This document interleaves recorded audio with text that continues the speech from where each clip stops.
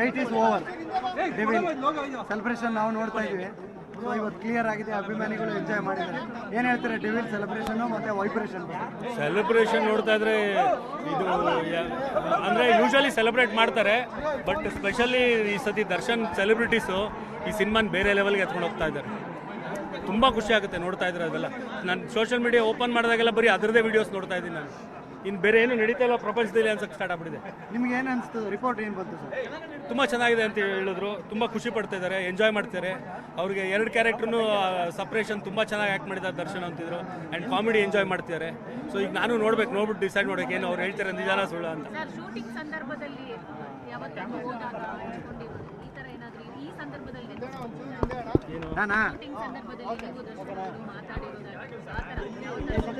ಅಂದರೆ ಇದು 3rd song release ಆಯ್ತಲ್ಲ, ಅದ್ರ ಶೂಟಿಂಗ್ ಟೈಮಲ್ಲಿ ಒಂದಿನ ಹೋಗಿದ್ದೆ ನಾನು. ಆ ಸೆಟ್ ಎಲ್ಲ ನೋಡಿ ತುಂಬ ಖುಷಿಪಟ್ಟೆ. ಆ್ಯಂಡ್ ದರ್ಶನ್ ಮ್ಯಾನರಿಸಮ್ ನೋಡಿ ತುಂಬ ಖುಷಿ ಆಗ್ತಾಯಿತ್ತು. ಆ್ಯಂಡ್ ಎವ್ರಿ ಸಿನಿಮಾ ಬೇರೆ ಬೇರೆ ಥರ ಕಾಣ್ತಾನೆ ದರ್ಶನ್. ಪ್ರೀವಿಯಸ್ ಸಿನಿಮಾಲಿದ್ದಾಗ ಇದರಲ್ಲಿದ್ದಾರಲ್ಲ, ಇದರಲ್ಲಿದ್ದಾಗ ಇನ್ನೊಂದರಲ್ಲಿ ಇರಲ್ಲ. ಹಂಗೆ ಅಂದರೆ ಅವ್ನು ತಗೊಳ್ಳೋ ಕ್ಯಾರೆಕ್ಟರ್ಗಳೇ ಹಂಗಿರುತ್ತೆ, ಅವನ್ನ ಡೈರೆಕ್ಟರ್ಗಳು ನೋಡೋ ರೀತಿಲಿ ಹಂಗಿರುತ್ತೆ, ಬೇರೆ ಥರನೇ ಮಾಡಿಸ್ಬೇಕು ಅಂತ ಮಾಡಿಸ್ತಾರೆ. ಸೊ ಅದು ಕಾಣ್ತಾ ಇರುತ್ತೆ. ದರ್ಶನ್ ಸರ್ ಯಾವಾಗಲೂ ರೈತರ ಪರವಾಗಿ ಜಾಸ್ತಿ ಮೂವೀಸ್ ಮಾಡ್ತಾರೆ, ಇದರಲ್ಲೂ ಕೂಡ ಮೆಸೇಜ್ ಇದೆಯಾ? ಅದ್ರ ಜೊತೆಗೆ ರಾಜಕೀಯ ಕಿತ್ತಾಟದ ಬಗ್ಗೆ ಒಂದು ಒಳ್ಳೆ ಮೆಸೇಜ್ ಇದೆ ಅಂತ ಕೇಳ್ಪಟ್ಟೆ. ಸೊ ಇದೇ ಮೆಸೇಜ್ ಇರ್ಬೋದು, ಬಿಕಾಸ್ ಇವಾಗ ನಿಮ್ಗೆ ಗೊತ್ತಿರ್ಬೋದು ಸಿಎಂ ಕುರ್ಚಿ ಕಿತ್ತಾಟ ಅನ್ನೋದು ಹಾದಿ ಬೀದಿ ಜಗಳ ಆಗೋಗ್ಬಿಟ್ಟಿದೆ. ನಾನ್ ಸಿಎಂ ಅಂತಿರೋದು. ಸೊ ಏನು ಮೆಸೇಜ್ ಕೊಟ್ಟಿದ್ದಾರೆ ಸರ್ಕಾರಕ್ಕೆ ಅಂತ ಹೇಳ್ಬೋದು. ನಾನು ನೋಡೇ ಇಲ್ಲ ಸಿನಿಮಾ, ನಾನು ಮೆಸೇಜ್ ಏನು ಕೊಡಿದೆ ಅಂತ ತಿಳಿಯೋಕ್ಕೆ. ಇವಾಗ ನೋಡೋಕೆ ಹೋಗ್ತಾ ಇದ್ದೀನಿ, ನೋಡಾದ್ಮೇಲೆ ಬನ್ನಿ ಅವಾಗ ಆನ್ಸರ್ ಮಾಡ್ತೀನಿ. ಸರ್, ನವಗ್ರಹದಲ್ಲಿ ಒಂದು ನೆಗೆಟಿವ್ ಶೇಡಲ್ಲೂ ಒಬ್ಬ ಹೀರೋನ ಈ ಥರ ತೋರಿಸ್ಬೋದು ಅಂತ ತೋರಿಸಿದ್ವಿ. ಸೊ ಇಲ್ಲೂ ಕೂಡ 2 ಕ್ಯಾರೆಕ್ಟ್ರು. ಸೊ ಆ ಫ್ಯಾನ್ಸ್ಗಳಿಗೆ ಒಂದು ಬೇರೆ ಲೆವೆಲ್ಲು ಎಂಟರ್ಟೈನ್ಮೆಂಟ್ ಅಂತ ಹೇಳ್ತಿದ್ದಾರೆ. ಅಂದರೆ ಯೂಶಲಿ ಏನಾಗುತ್ತೆ, ಒಬ್ಬ ಆ್ಯಕ್ಟ್ರಿಗೆ ಪಾಸಿಟಿವ್ ಕ್ಯಾರೆಕ್ಟ್ರಲ್ಲಿ ತುಂಬ ವೇರಿಯೇಷನ್ ತೋರ್ಸೋಕ್ಕಾಗಲ್ಲ, ನೆಗೆಟಿವ್ ಕ್ಯಾರೆಕ್ಟ್ರಲ್ಲೇ ತೋರ್ಸೋಕೆ ಇಷ್ಟ. ಆ್ಯಂಡ್ ದರ್ಶನ್ ಅವರು ತುಂಬ ಇಷ್ಟ ಇರೋದೇ ಅವ್ರಿಗೆ ನೆಗೆಟಿವ್ ಕ್ಯಾರೆಕ್ಟರ್ ಪ್ಲೇ ಮಾಡಬೇಕಂತ. ನವಗ್ರಹ ಮಾಡಿದಾಗಲೂ ಅಷ್ಟೇ, ಆ್ಯಕ್ಚುಲಿ ನಾನು ದರ್ಶನ್ಗೆ ಜಗ್ಗು ಕ್ಯಾರೆಕ್ಟರ್ ಪ್ಲ್ಯಾನ್ ಮಾಡಿರಲಿಲ್ಲ, ಪೊಲೀಸ್ ಆಫೀಸರ್ ಕ್ಯಾರೆಕ್ಟರ್ ಪ್ಲ್ಯಾನ್ ಮಾಡಿದೆ. ಬಟ್ ಕತೆ ಕೇಳಿದ ಮೇಲಿಂದ ಆ್ಯಂಡ್ ವಿನೋದ್ ಪ್ರಭಾಕರ್ನ ಆ್ಯಕ್ಚುಲಿ ಜಗ್ಗು ಕ್ಯಾರೆಕ್ಟರ್ ಅಂದ್ಕೊಂಡಿದ್ದು. ಬಟ್ ಕತೆ ಕೇಳಿದ್ಮೇಲೆ ವಿನೋದ್ ಪ್ರಭಾಕರ್ಗೆ ಭಯ ಆಗೋಯ್ತು, ನೆಗೆಟಿವಾ ಅಂತ ಹೇಳಿದ್ರು. ಬಟ್ ಅಲ್ಲೇ ದರ್ಶನ್ ಕೂತಿದ್ದು ನಾನು ಮಾಡ್ತೀನಿ ಅಂತ, ಹಂಗೆ ಆ ಸಿನಿಮಾಲ್ ಮಾಡಿದ್ದು.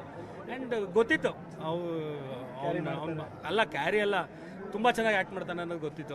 ಅವ್ನ ಲೈಫ್ನೇ ಡೆಡಿಕೇಟ್ ಮಾಡಿರೋದು ಆ್ಯಕ್ಟಿಂಗೆ. ಸೊ ತುಂಬ ಚೆನ್ನಾಗಿ ಮಾಡ್ತಾನೆ.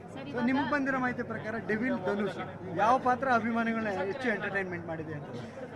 ಸರ್, 2 ಎಂಜಾಯ್ ಮಾಡ್ತಾರೆ ಸರ್. ಈಗ ಈ ಕ್ಯಾರೆಕ್ಟ್ರಲ್ಲಿ ನೋಡಿದಾಗ ಬಟ್ ನನಗೆ ಬಂದಿದ್ದೇನು ಅಂದರೆ 2 ಬೇರೆ ಬೇರೆ ದರ್ಶನ್ ಆ್ಯಕ್ಟ್ ಮಾಡಿದ್ದಾರೆ ಅಂತ ಅನಿಸ್ತಾ ಇತ್ತು. ಒಂದೇ ದರ್ಶನ್ 2 ಮಾಡಿದ್ದಾರೆ ಅಂತ ಅನ್ನಿಸ್ತಾ ಇರಲಿಲ್ಲ ಅಂದರು.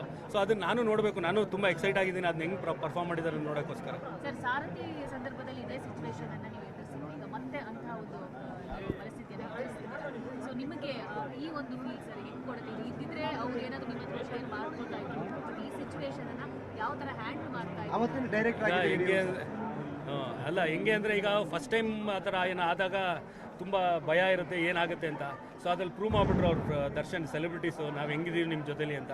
ಸೊ ಅಷ್ಟೇನು ಭಯ ಆಗಲ್ಲ, ಈಗ ರೂಢಿ ಆಗೋಗಿದೆ. ಸೊ ಫ್ಯಾನ್ಸ್ಗಳನ್ನೆಲ್ಲ ಭೇಟಿ ಮಾಡಿ ಅವರ ಅನುಪಸ್ಥಿತಿಯಲ್ಲಿ ಪ್ರಮೋಷನ್ ನಿಮ್ಗೆ ಎಷ್ಟು ಚಾಲೆಂಜಿಂಗ್ ಆಗಿತ್ತು ಅಂತ? ಅದೇ ನೋಡಿ ಯೂನಿಕ್. ಯೂಶ್ವಲಿ ನಾವು ಸಾರಥಿಲಿ ನಾವೇ ನಿಂತಿದ್ವಿ ಪ್ರಮೋಷನ್ ಮಾಡೋಕ್ಕೆ, ಬಟ್ ಫ್ಯಾನ್ಸು ಸಿನಿಮಾ ರಿಲೀಸ್ ಆದಮೇಲೆ ಅವರು ಅದನ್ನ ಕ್ಯಾರಿ ಮಾಡ್ಕೊಂಡೋದ್ರು. ಬಟ್ ಈ ಸಿನಿಮಾಲಿ ನಿಜವಾಗ್ಲೂ ಗಾಡ್ ಗಿಫ್ಟೆಡ್. ಫಸ್ಟಿಂದಾನೇ ಅವರೇ ಕ್ಯಾರಿ ಮಾಡ್ತಾ ಹೋಗ್ತಾರೆ. ಇಲ್ಲಿ ಯಾರೂ ಬೇಕಾಗಿಲ್ಲ, ದರ್ಶನೂ ಬೇಕಾಗಿಲ್ಲ, ಆ ಸಿನಿಮಾ ಡೈರೆಕ್ಟ್ರು ಬೇಕಾಗಿಲ್ಲ, ಹೀರೋಯಿನೂ ಬೇಕಾಗಿಲ್ಲ, ಆ ಸಿನಿಮಾಲಿ ಆ್ಯಕ್ಟ್ ಮಾಡಿರೋ ಟೆಕ್ನಿಷಿಯನ್ಸ್ ಬೇಕಾಗಿಲ್ಲ, ಆ್ಯಕ್ಟರ್ಸ್ ಬೇಕಾಗಿಲ್ಲ. ಅವರು ಸೆಲೆಬ್ರಿಟೀಸೇ ಅದನ್ನ ಕ್ಯಾರಿ ಮಾಡ್ತಾರೆ, ಅವರೇ ಪ್ರಮೋಟ್ ಮಾಡ್ತಾರೆ. ಅದೇ ನಾನು ನಿಮ್ಗೆ ಹೇಳೋದಲ್ಲ, ಫೇಸ್ಬುಕ್ ಓಪನ್ ಮಾಡಿದ್ರೆ ಬರೀ ಅದೇ ಯಾವುದ್ಯಾವುದೋ ಮೂಲೆಯಲ್ಲಿರೋ ಥಿಯೇಟ್ರಲ್ಲೂ ಅವ್ರು ಬಿಡ್ತಾ ಇಲ್ಲ. ಸೊ ಅವ್ರು ತೊಗೊಂಡೋಗ್ತಾರೆ, ಅವ್ರು ಹೇಳಿದ್ದಾರೆ ನಾವಿದ್ದೀವಿ, ನಾವು ತೊಗೊಂಡೋಗ್ತೀವಿ ಸಿನಿಮಾನ ಅಂತ. ಸೊ ಅದನ್ನ ಪ್ರೂವ್ ಮಾಡ್ತಾ ಇದ್ದಾರೆ ಅವರು. ಸರ್, ಯಾವಾಗ ರೀಸೆಂಟ್ ಆಗಿ ದರ್ಶನ್ ಭೇಟಿ ಆಗ್ತಿದ್ದಾರೆ, ಆ ಸಂದರ್ಭದಲ್ಲಿ ಸಿನಿಮಾ ಬಗ್ಗೆ ಏನಾದರೂ ಮಾತಾಡಿದ್ರಾ? ರಿಲೀಸ್ಗಿಂತ ಏನಿಲ್ಲ, ಅವ್ನು ಕಾನ್ಫಿಡೆಂಟ್ ಆಗಿದ್ದ. ಅಂದರೆ 2 ವೀಕ್ಸ್ ಬ್ಯಾಕ್ ನಾನು ಮೀಟ್ ಮಾಡಿದೆ ಫ್ರೈಡೇ. ಅವಾಗ ಅವ್ನು ತುಂಬ ಕಾನ್ಫಿಡೆಂಟ್ ಆಗಿದ್ದ. ಇಲ್ಲ ಬಿಡೋ, ನಾನು ಸೆಲೆಬ್ರಿಟೀಸ್ ಇರ್ತಾರೆ ನೋಡ್ಕೋತಾರೆ ಅಂತ ಆ ಕಾನ್ಫಿಡೆನ್ಸಲ್ಲಿದ್ದಾನೆ. ಅವ್ನು ಎಲ್ಲೂ ಕುಗ್ಗೋಗಿಲ್ಲ, ಸುಮ್ಮನೆ ಅದೆಲ್ಲ ಯಾವುದ್ಯಾವ್ದು ಮೀಡಿಯಲ್ಲಿ ಬರ್ತಾ ಇದೆಯೋ ಗೊತ್ತಿಲ್ಲ, ತುಂಬ ಕುಗ್ಗೋಗಿದ್ದಾನೆ, ಹಂಗೆ ಹೆಂಗಿದೆ. ಅವ್ನು ತುಂಬ ಕಾನ್ಫಿಡೆಂಟ್ ಪರ್ಸನ್ನು, ಅವ್ನು ತುಂಬ ಕಾನ್ಫಿಡೆಂಟ್ ಆಗಿದ್ದಾನೆ. ಏನು ಕಾನ್ಫಿಡೆನ್ಸ್ ಅಂದರೆ ಅವ್ನು ಸೆಲೆಬ್ರಿಟೀಸ್ ಇದ್ದಾರೆ ಅವನಿಂದ, ದೊಡ್ಡ ದಂಡೆ ಇದೆ ಅಲ್ಲಿ. ದುಬೈ ರೀಚ್ ಬಗ್ಗೆ ಹೇಳ್ತೀರಾ ಸರ್? ಒಂದು 22 ಬೇರೆ ದೇಶಗಳು ಸ್ಕ್ರೀನ್ಗಳಲ್ಲಿ ಹಾಕಿದ್ದಾರೆ ದುಬೈಯಲ್ಲಿ. ಏನಾದರೂ ಹೇಳ್ತೀರಾ? ಗೊತ್ತಿಲ್ಲ ನಂಗೆ, ನೀವು ಹೇಳಿದ್ಮೇಲೆ ನನಗೆ ಗೊತ್ತಾಗ್ತಿರೋದು. ಪ್ರಕಾಶ್ ಅವ್ರ ಹತ್ರ ಇದ್ರ ಬಗ್ಗೆ ನಾನು ಮಾತಾಡಿಲ್ಲ. ಇವತ್ತು ಈವ್ನಿಂಗ್ ಸಿಗ್ತಾ ಇದ್ದಾರೆ, ಅವಾಗೆಲ್ಲ ಫುಲ್ ಡೀಟೇಲ್ ತಿಳ್ಕೊತೀನಿ, ಆಮೇಲಿಂದ ಬೇಕಾದ್ರೆ ಅದ್ರ ಬಗ್ಗೆ ಎಲ್ಲ ಆನ್ಸರ್ ಮಾಡ್ಬೋದು. ದರ್ಶನ್ ಅವ್ರ ಪರವಾಗಿ ಡೆವಿಲ್ ಸಿನಿಮಾನ ನೋಡ್ತಿರುವಂಥವ್ರ ಅಭಿಮಾನಿಗಳಿಗೆ ಏನು ಹೇಳ್ತೀರಾ ಸರ್? ಏನಿಲ್ಲ, ಈಗ 2 ಕೈ ನೆತ್ತಿ ಕೈ ಮುಗಿಬೇಕು ಅಷ್ಟೇ ಅವ್ರು ಮಾಡ್ತಿರೋ ಈ ಸಪೋರ್ಟ್ಗೆ. ಆ್ಯಂಡ್ ತುಂಬ ಥ್ಯಾಂಕ್ಸ್. ಆ್ಯಂಡ್ ನೀವೆಲ್ಲ ಹೇಳಿದ್ರಿ ನಾವು ಕ್ಯಾರಿ ಮಾಡ್ತೀವಿ ಸಿನಿಮಾನ ಅಂತ, ಮಾಡ್ತಾ ಇದ್ದೀರಾ. ತುಂಬ ಖುಷಿ ಆಗ್ತಾ ಇದೆ ನಿಮ್ಮ ಸಪೋರ್ಟ್ ನೋಡ್ತಾ. ಸರ್, ಈಗ ನಿಮ್ಮ ಆಬ್ಸೆನ್ಸಲ್ಲಿ ಅಂದರೆ ದರ್ಶನ್ ಅವರ ಆಬ್ಸೆನ್ಸಲ್ಲಿ ನೀವೆಲ್ಲ ಕಡೆ ಹೋಗ್ತಾ ಇದ್ದೀರಿ, ಇಲ್ಲಿ ಬಂದಿದ್ದೀರಾ, ನೆಕ್ಸ್ಟ್ ಯಾವೆಲ್ಲ ಥಿಯೇಟರ್ಗೆ ಹೋಗ್ತಾ ಇದ್ದೀರಿ ಅಂತ ಫ್ಯಾನ್ಸ್ಗಳು ಅಂತ ಚೆನ್ನಾಗಿ ಕಾಯ್ತಾ ಇದ್ದಾರೆ. ಅವರಿಗೆ ಹೇಳಿ. ಇಲ್ಲ, ಅದೇ ನಾನು ಹೇಳಿದ್ನಲ್ಲ, ದರ್ಶನ್ ಫ್ಯಾಮಿಲಿನೂ ಬೇಕಾಗಿಲ್ಲ ಈ ಸಿನಿಮಾನ ಪ್ರಮೋಟ್ ಮಾಡೋಕ್ಕೆ. ಅವ್ರು ಸೆಲೆಬ್ರಿಟೀಸ್ ಮಾಡ್ತಿದ್ದಾರೆ. ಸೊ ಸಿನಿಮಾ ನೋಡಬೇಕು ಅಂತಲೇ ಬಂದಿರೋದು ನಾನು. ಏನು ಈ ಸಿನಿಮಾ ಪ್ರಮೋಷನ್ಗೋಸ್ಕರ ಅಂತೆಲ್ಲ ಏನು ಬಂದಿಲ್ಲ.